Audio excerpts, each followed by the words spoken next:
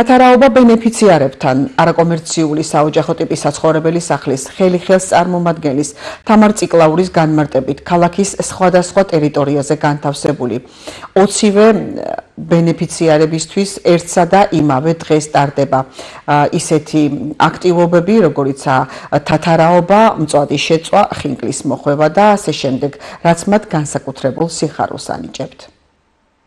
ჩვენი ორგანიზაცია გურჯაანის ხელს არის საოჯახო ტიპის საცხოვრებელი სახლი, გვაქვს 4 სახლი და 4 სახლში განთავსებულია 20 ბენეფიციარი.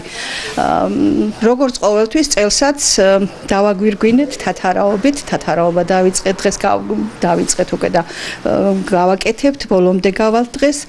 ყოველთვის დიდი სიხარულით ემზადებიან ხოლმე ჩვენი მაცხოვრებლები ამ დღისთვის. მე ველოდებოდი დღეს და თათარაგი დღეს იქნებოდა, გული მძნობდა. ბედნიერი ვარ დღევანდელი დღეზე.